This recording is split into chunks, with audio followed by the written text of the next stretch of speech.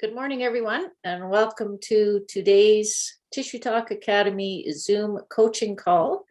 Today, we are going to discuss and talk about the erector spinae group and the QL group and the iliopsoas muscle group and how they all can affect each other. And hopefully you'll find this informative, and it will help you to create a more successful treatment plan for your clients who have low back pain issues. So I'm going to start by just sharing my screen. And the first thing I would like you to see is on your Tissue Talk Academy dashboard. You should be seeing this now. In the pillar number 3, low back and hip pillar, you'll see that all of the techniques are listed here. The first technique that I'd like you to review, and hopefully you reviewed this before you came to our meeting, is number 13, the erector spinae group.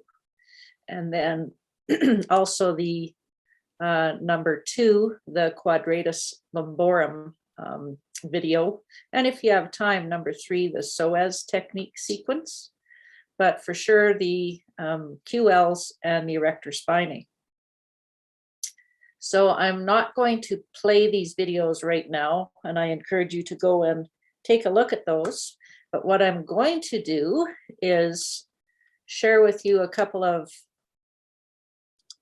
images and explain to you why it's so important to be looking at these groups as a complex, not just one at a time. So first of all, I have to reshare here, so just give me a second, share my screen. I want you to see the anatomical layout of the erector spinae group. So you should be seeing that now. And a couple of things I want to point out. First of all, I talk a lot about in my live courses, releasing the myofascial connections, the fascial connections, before getting into the actual muscular adhesions. And especially in the low back, you can see how this lumbar sacral fascial area is very widespread. And it's very important to think about releasing this lumbosacral fascial connections before getting into the muscular tissues. So that there is a whole actually module in the low back pillar on fascial release for the lower back and the whole spine. And then just looking at the anatomy here, I want you to realize how wide and how thick the erector spinae group are. So the erector spinae group includes the most lateral iliocostalis, and then the longissimus, and then the spinalis.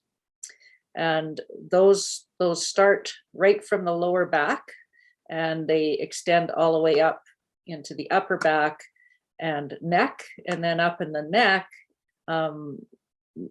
they are called the longissimus capitis, and the spinalis capitis and spinalis cervicis are major rotators of the cervical spine and involved in a lot of neck issues.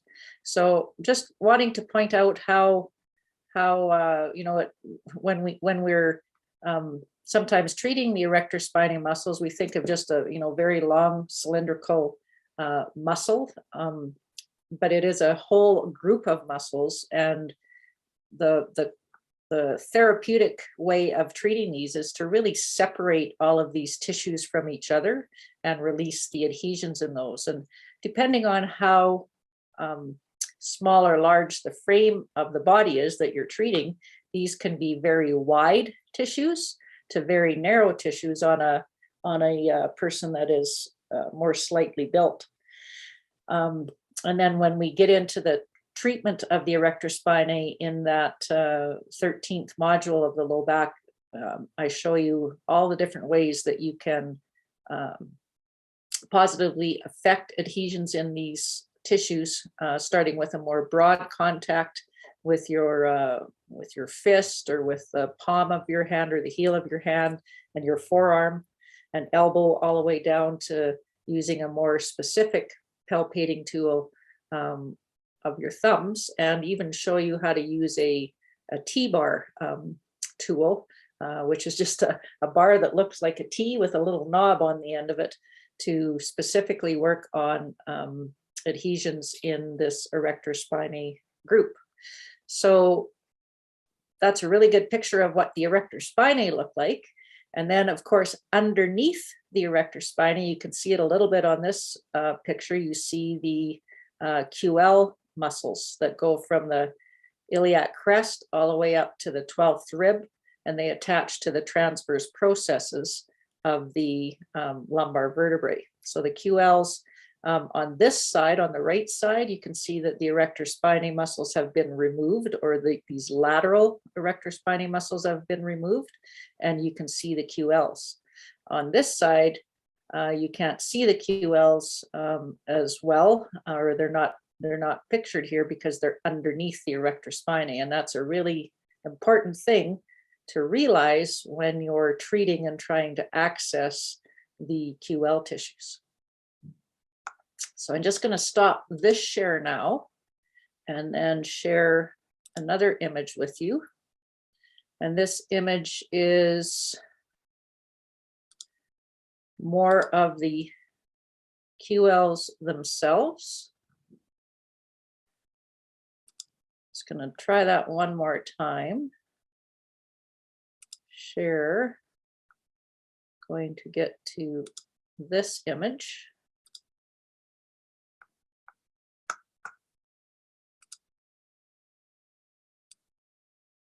Hopefully you are seeing that image now of the QL tissues, and all of the rest of the muscular tissues have been removed, just leaving the quadratus lumborum. And again, you can see how it attaches to the iliac crest and then attaches through all of the transverse processes of the lumbar vertebrae and then up to T12.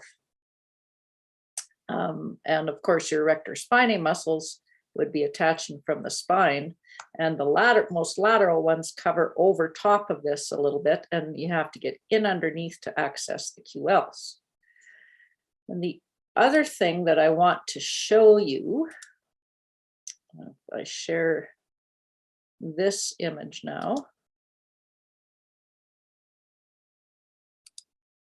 So hopefully you are seeing the image of the QLs and the psoas muscle as they work together. And also there's image there of the rectus abdominis on the front. So what I want you to realize is the QL muscles that we have been talking about and the psoas muscle on the front really work as kind of guide wires. The iliopsoas complex is a hip flexor pulling you forward. The QLs are working bilaterally, are extensors of the back, and these guide wires really help to hold you upright and keep your pelvis in a stable position. So you can picture if one side is tighter than the other, how it's going to create flexion or extension and rotational issues of the spine. So the interesting thing about this is the psoas attaches to basically the same vertebrae that the QLs do. The psoas attaches from L5 all the way up to that T12, but to the vertebral bodies of the spine as opposed to the transverse processes, which the QLs attach to on the backside. So the psoas, iliopsoas complex attaches to the L5, 4, 3, 2, 1 lumbar vertebral bodies, and really interesting, to the intervertebral discs as well. And so I really believe that a tight psoas can cause all sorts of problems with the lumbar spine and create possible disc issues, because the psoas is a very strong muscle and actually attaches not only to the bodies of the lumbar vertebrae, but the vertebral discs. So on the front, the psoas attaches to the lumbar spine up to T12. And then on the back, the ilios or the quadratus lumborum attaches to the exact same areas in the lumbar spine, but just attaches through the transverse processes, and again, all the way up to T12.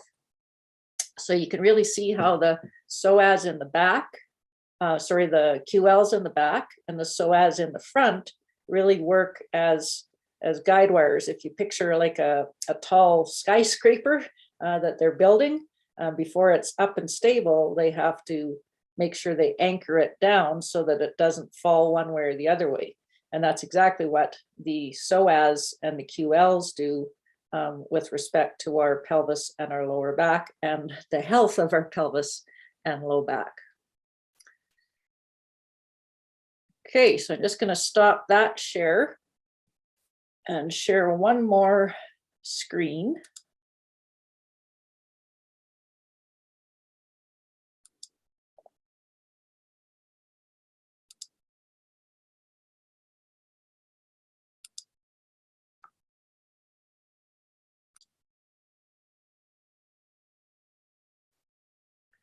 Okay, so now we're going to take a look just briefly at a few minutes of the erector spinae module, and then the QL module in the lower back and hip pillar of the Tissue Talk Academy.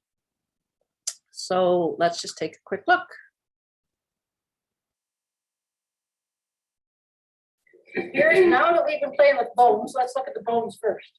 Okay, here's your coccyx. There's her sacrum, okay?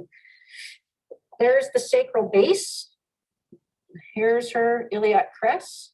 So her erectors are starting, and there's her spinous process. Let's draw a line. Sorry, I'm drawing a line on here. But there's her erector tissues inside of all that. Okay, there's the outside of her erector tissues. I use very little oil, but she's already had fascial work, and by the sounds of it, she doesn't want any more. So the biggest thing that I want you to try to remember is if you use lots of oil, quit it. And apply a little, because you can always apply more. You can take it off too, but it's harder to take it off than it is to put it on. Okay, so if you apply too much oil, you have too much slip, and you can't perform therapeutic treatment. It's great for relaxation, but it's not so good for therapeutic. Okay, so let's work longitudinally first, which is what most people do with erectors, right? So first of all, while I'm talking, just see how flat my thumbs are, and see how I usually have another thumb or something over top. Okay, it can be like that, or it can be like that. Or if the table is low enough, I love this. Look at how I'm trying to use my body and keep my arms straight. As soon as I do this, where's the strain going? Here, in there. So I want to, if I had the ability, I'd put it even lower right now. I was using my fist. Okay? And I'm picturing those muscles, and I'm working through all of them. And I'm doing my detective work. I'm on the heel of my hand. Or I can use this hand and go on the side of my hand. Okay. I'm doing my detective work, and my hands are sensing adhered areas that I might want to go back and pick on more with something more precise. Or I use my forearm.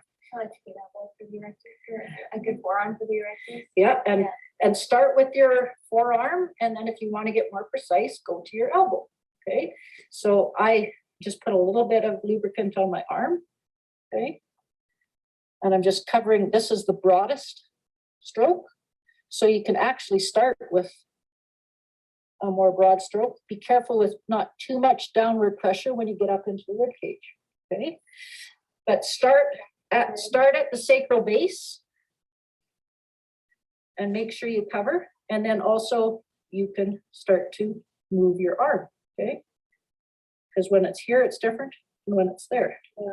Okay, I can work on the same side with, with my opposite arm, but then look at my back. Okay, so I might do that a little bit, but then my back's gonna get tired. So I can come over here and I should use my other side anyway. So I don't want to use this one now, I can, but let's go to my left side, okay? So here's my left side and I start light because she already jumped once and she's pregnant, so I don't want to be her.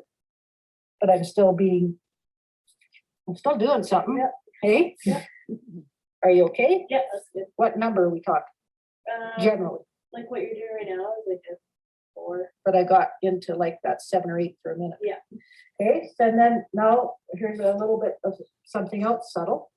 What am I doing now?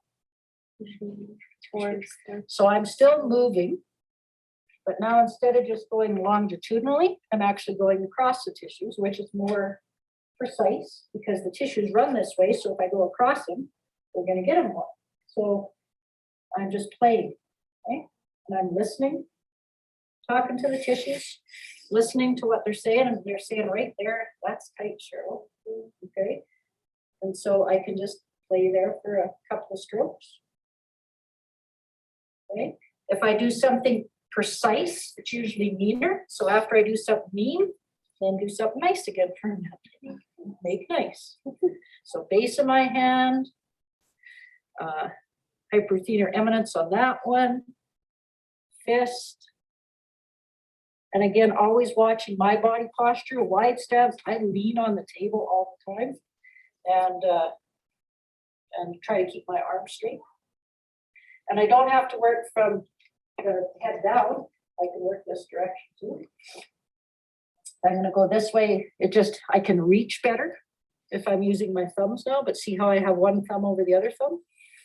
Or on this side, one thumb over the other thumb.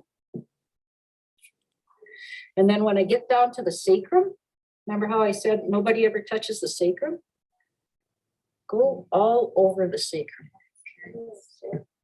Doesn't that feel bad good? Yeah. Megan? Exactly.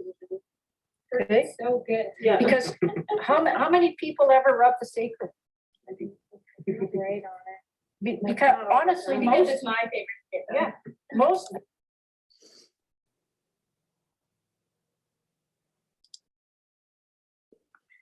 Okay, so that's just a brief look at the start of the erector spinae module in the low back pillar. And now we're going to take a look at the QL video for just a few minutes. Sorry, I'm just trying to share the correct screen again here with you.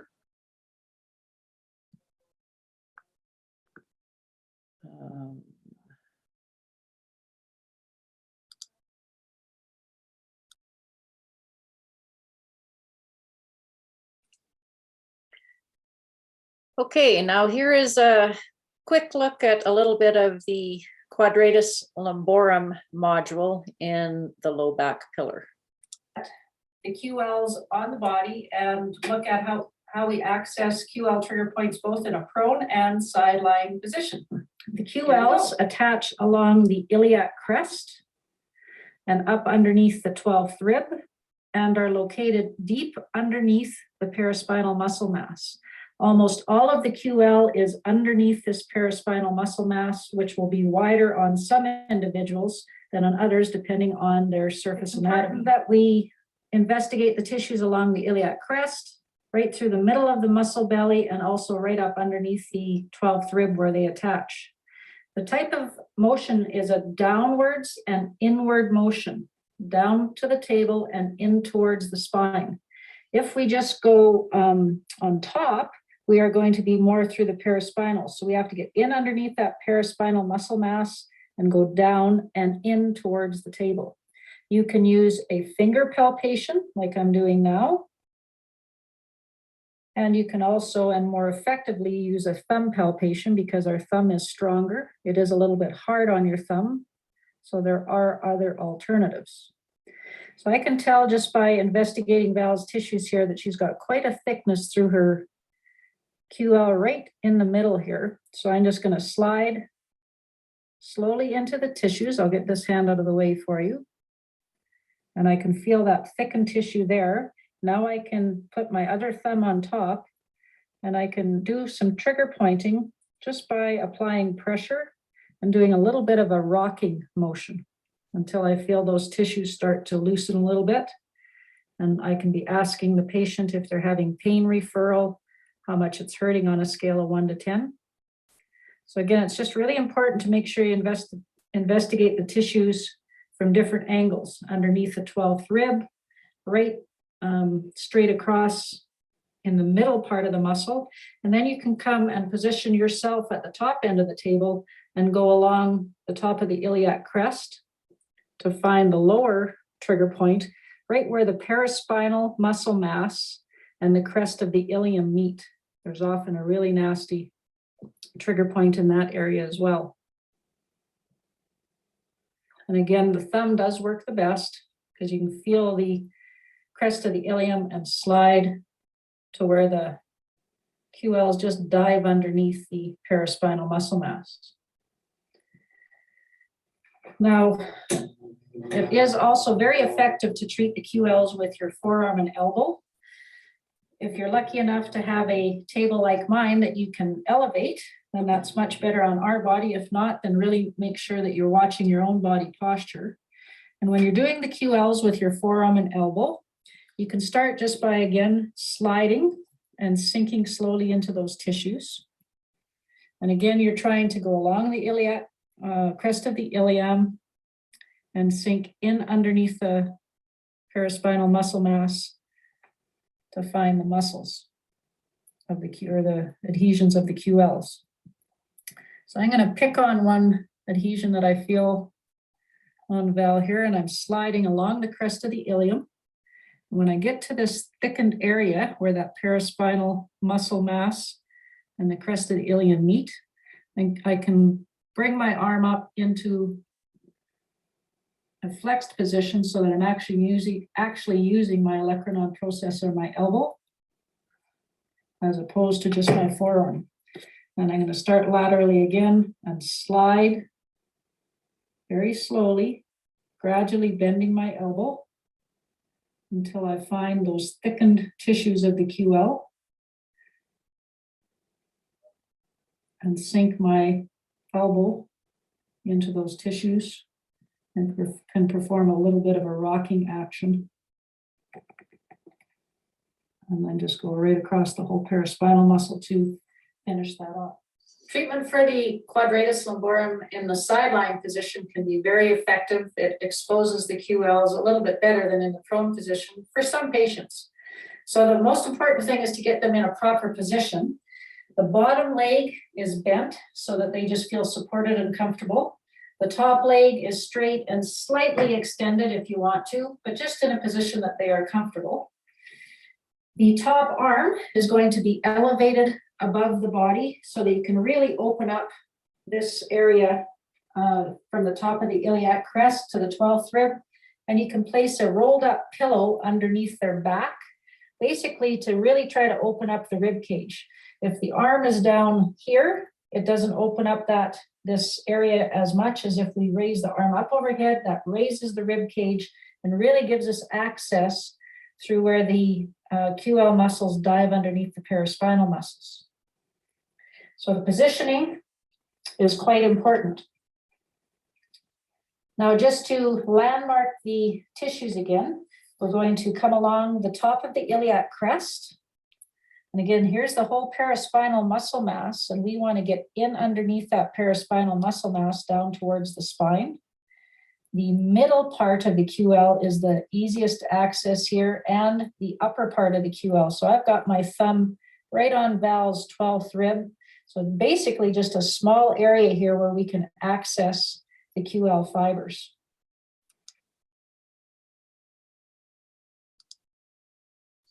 Okay, and that is just a brief look at the module in the low back pillar for treatment of the quadratus lumborum, both in prone and in sideline.